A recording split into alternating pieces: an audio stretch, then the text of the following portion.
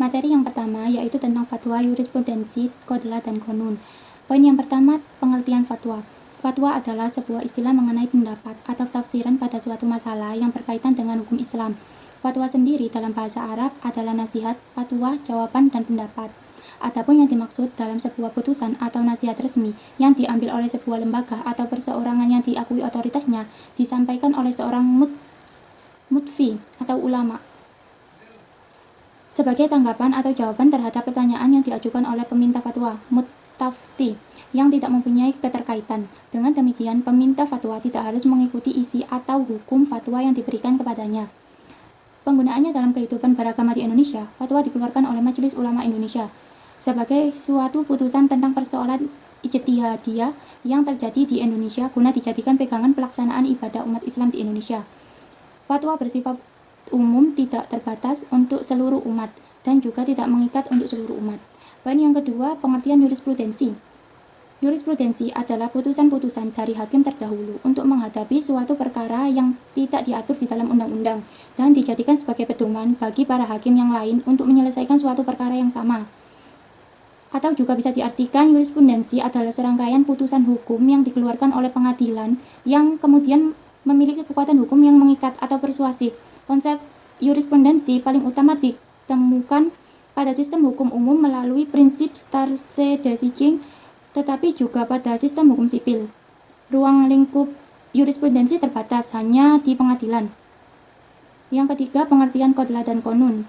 Yang pertama, qadlah adalah vonis atau keputusan yang dilakukan oleh seorang hakim atau haqdi atas suatu perkara atau perseteruan dua belah pihak atau lebih. Dalam prakteknya, seorang haqdi terikat pada qanun atau undang-undang yang berlaku di suatu wilayah hukum. Sebagaimana qanun, qadlah atau ketetapan yang diambil seorang haqdi bersifat mengikat. Orang-orang yang telah ditetapkan hukumannya oleh haqdi wajib menjalankannya. Bila ketetapan itu berupa vonis hukuman seperti penjara, hukum cambuk, hukum rajam, dan seterusnya, maka dia wajib melaksanakannya. Sedangkan qanun adalah undang-undang atau hukum positif yang berlaku di suatu wilayah hukum. Qanun berlaku di suatu negara Islam, seperti di Aceh. Bisa saja bersumber dari sejumlah hasil fatwa satu atau gabungan dari beberapa madhab fikih, namun yang telah distandarisasi atau dibakukan sehingga bentuk peraturan yang rinci terdiri dari bab, pasal, ayat, butir, dan seterusnya. Secara umum, qanun bersifat mengikat dan wajib dilaksanakan, dan sering juga tercantum sanksi atau hukuman yang harus dijatuhkan. Materi yang kedua yakni tentang posisi fatwa dan jurisprudensi dalam sistem hukum Islam. Dalam sistem hukum ketatanegaraan di Indonesia, posisi atau kedudukan fatwa MUI hanya merupakan sebagian hukum aspiratif yang mempunyai kekuatan konstruktif secara moral bagi komunitas yang mempunyai apresiasi untuk mengamalkannya.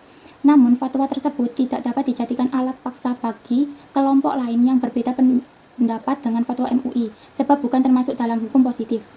Dengan ungkapan lain, letak posisi fatwa MUI hanya dapat disetarakan dengan posisi pendapat ahli hukum, ahli bahasa, dan agama. Karena untuk menilai materi dan isi fatwa itu, pahamnya para ulama, zu'ama, dan cendekiawan muslim lebih mempunyai kompetensi dan ilmu untuk berfatwa, sehingga kedudukan fatwa hanya dalam kehidupan umat Islam, tidak mengikat secara hukum, akan tetapi bersifat mengikat secara agama semata. Dengan demikian, tidak ada peluang bagi seorang muslim untuk menentangnya bila fatwa itu didasarkan kepada dalil atau nas yang sahih dan valid. Sementara hukum positif merupakan hukum yang saat ini berlaku yang mencakup aturan perundang-undangan yang berlaku secara umum, religi, atau keputusan yang berlaku secara khusus, besjiking yang pelaksanaannya dikawal oleh aparatur negara dan sistem peradilan. Sedangkan kedudukan jurisprudensi sebagai salah satu sumber hukum sangat diharapkan karena untuk membantu pembangunan hukum di Indonesia. Dalam pembentukan hukum melalui jurisprudensi, ada 3 dasar yang penting yang harus diketahui. Yang pertama yaitu nilai filosofis, berarti bahwa putusan hakim harus mencerminkan dan berisikan rasa keadilan dan kebenaran. Yang kedua, nilai sosiologi, berarti putusan hakim harus sesuai dengan nilai-nilai dan tata budaya hukum yang berlaku di suatu negara. Dan yang terakhir, nilai yuridis, yang berarti bahwa putusan hakim harus sesuai dengan ketentuan perundang-undangan yang berlaku. Materi yang ketiga yakni tentang fatwa dalam lintas sejarah tasyri'. Kemunculan fatwa sebenarnya berkaitan erat dengan periodisasi tasri hukum Islam. Secara historis, yang pertama kali berfatwa dalam Islam adalah Nabi Muhammad SAW, yang dalam pengertian lain, fatwa tersebut merupakan wahyu dari Allah Subhanahu wa Ta'ala. Ibnu Qayyim menyatakan bahwa institusi fatwa diperkenalkan oleh Nabi sendiri sejak Islam mulai berkembang di daerah lain. Keputusan hukum terhadapnya, jawaban atas fatwa tersebut didasarkan pada kitab Allah atau kadang-kadang didasarkan pada ijtihad Nabi sendiri, sesuai bimbingan dan petunjuk dari Allah. Bentuk yang kedua ini yang kemudian disebut sebagai hadis. Setelah Nabi, tugas-tugas berfatwa dilanjutkan oleh para sahabat. Fatwa tersebut dikenal dengan sebutan fatwa sahabi. Setelah masa sahabat berakhir, kegiatan berfatwa dilanjutkan oleh tabi'in. Generasi ini adalah mereka yang sempat berguru kepada tokoh-tokoh keilmuan dan generasi sahabat. Setelah masa tabi'in wafat, berkembang melalui para imam-imam mujtahid dan pengikutnya. Pada masa ini, masalah-masalah fikih mulai dibukukan. Masalah-masalah yang dibukukan merupakan formasi dari persoalan yang telah ditetapkan dalam Al-Quran dan hadis. Fatwa sahabat dan fatwa mujtahid sebagai hasil ijtihad mereka pada waktu itu. Perkembangan fatwa selanjutnya adalah pada era modern, ditandai dengan munculnya para ulama kontemporer seperti Yusuf Al-Qaradawi dan Wahab Zuhaili. Materi yang keempat yakni tentang MUI, Komisi Fatwa, serta metode istinbat hukumnya.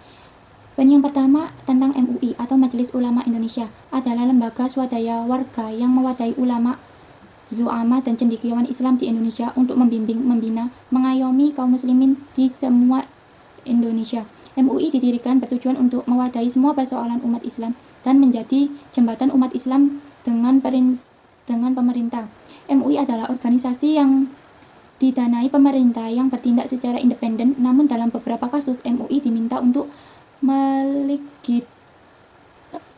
melegitimasi kebijakan pemerintah. Poin yang kedua tentang Komisi Fatwa MUI adalah sebuah komisi yang bertugas untuk membentuk fatwa-fatwa MUI. Tugas Komisi Fatwa MUI adalah merundingkan dan mengeluarkan fatwa mengenai persoalan-persoalan hukum Islam yang dihadapi masyarakat.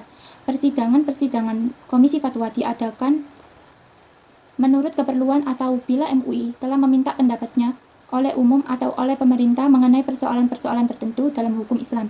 Untuk mengeluarkan fatwa biasanya diperlukan sekali sidang atau bisa saja dalam sekali sidang bisa menghasilkan beberapa fatwa. Selain itu, tugas dari Komisi Fatwa juga mengagendakan sidang komisi yang merundingkan dan mengeluarkan fatwa mengenai persoalan-persoalan hukum Islam yang dihadapi masyarakat, membahas persoalan hukum Islam yang merupakan desakan masyarakat, maka MUI memberikan fatwa dan merespon persoalan hukum Islam yang dianggap membantu legitimasi hukum Islam.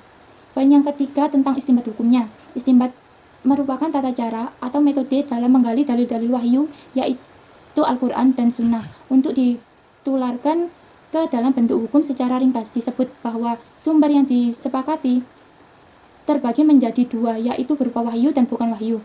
Istinbat hukum dilakukan dengan dua cara, yakni istinbat lafziyah, yaitu istinbat yang keputusannya diambil dari nas Al-Quran dan As-Sunnah. Yang kedua, istinbat maknawiyah, yaitu istinbat yang keputusannya diambil dari segi makna. Poin yang kelima tentang NU, Lajnah Batsul Masai, serta metode istinbat hukumnya. Yang pertama, Nahdlatul Ulama, kebangkitan ulama atau Kebangkitan Cendekiawan Islam, disingkat NU, adalah sebuah organisasi besar di Indonesia. Organisasi ini didirikan pada 31 Januari 1929 dan bergerak di bidang pendidikan, sosial, dan ekonomi. Poin yang kedua, Lajnah Batsul Masai, lembaga pengkajian masalah-masalah keagamaan, adalah salah satu lembaga dalam Jam'iyah Nahdlatul Ulama yang menghimpun, membahas, dan memutuskan permasalahan yang menurut kepastian hukum yang dalam bidang fikih mencakup kepada 4 madzhab, yakni Imam Syafi'i, Imam Hanafi, Imam Maliki, dan Imam Hambali. Metode istinbat hukumnya di kalangan NU selama ini, metode istinbat hukumnya dikerucutkan menjadi dua metode, yakni yang pertama, talqid kauli, yaitu mengambil pendapat ulama dan dalam kitab-kitab fikih mu'tabaroh. Yang kedua, talqid manhaji, yakni menetapkan hukum yang tidak ditemukan dalam kitab mu'tabaroh, metodologi yang biasanya digunakan oleh ulama yang mu'tabar. Materi yang terakhir atau yang keenam yakni Muhammadiyah, Majelis Tarjih, serta metode istinbat hukumnya. Yang pertama, Muhammadiyah adalah sebuah organisasi Islam yang besar di Indonesia. Nama organisasi ini diambil dari nama Nabi Muhammad SAW, sehingga Muhammadiyah juga dapat dikenal sebagai orang-orang yang menjadi pengikut Nabi Muhammad SAW. Muhammadiyah memiliki arti pengikut Nabi Muhammad. Organisasi Muhammadiyah didirikan oleh Kiai Haji Ahmad Dahlan di Kampung Kauman, Yogyakarta pada tanggal 18 Oktober 1912. Tujuan Muhammadiyah adalah menjunjung tinggi agama sehingga terwujud masyarakat Islam yang benar-benar sebenar-benarnya. Sementara itu, Muhammadiyah merupakan gerakan Islam dakwah amar ma'ruf nahi mungkar dan tajdid, pembaruan tentang pokok ajaran Islam yang bersumber pada Al-Quran, As-Sunnah yang sahih. Majelis Tarjih Muhammadiyah. Secara kelembagaan, Majelis Tarjih berdiri pada tahun 1927 Masehi. Pendirian lembaga ini didasari semakin berkembangnya Muhammadiyah sebagai organisasi, meningkatnya jumlah anggota sekaligus memicu timbulnya perselisihan paham mengenai keagamaan, dan untuk menghindari perpecahan antar warga Muhammadiyah, maka pengurus perserikatan melalui keputusan Kongres ke-16 di Pekalongan, berdirilah lembaga tersebut yang disebut dengan Majelis Tarjih Muhammadiyah. Tugas Majelis Tarjih yang pertama, mempergiat pengkajian dan penelitian ajaran agama dalam rangka pelaksanaan tajdid. Yang kedua, menyampaikan fatwa dan pertimbangan kepada pemimpin perserikatan. Yang ketiga, mendampingi dan membantu pemimpin perserikatan dalam membimbing anggota. Yang terakhir, membantu pemimpin perserikatan dalam mempersiapkan dan meningkatkan kualitas ulama. Metode istimbat hukumnya, prinsip ini kembali kepada Al-Quran dan hadis, merupakan bagian dari isu sentral gerakan Muhammadiyah. Ini dimaknai dengan keseluruhan sikap hidup, amalan, dan pemikiran Muhammadiyah harus didasarkan kepada dua sumber, yaitu Al-Quran dan hadis. Konsekuensinya, segala bentuk yang tidak sesuai dengan Al-Quran dan hadis dengan sendirinya dapat digolongkan sebagai sebuah penyimpangan dalam beragama. Tidak heran jika perilaku seperti tahlilan, ziarah kubur, atau zahrawali termasuk dalam kategori bid'ah dalam kalangan Muhammadiyah dan harus bisa dihilangkan. Bahkan upaya seperti ini seakan menjadi trademark Muhammadiyah.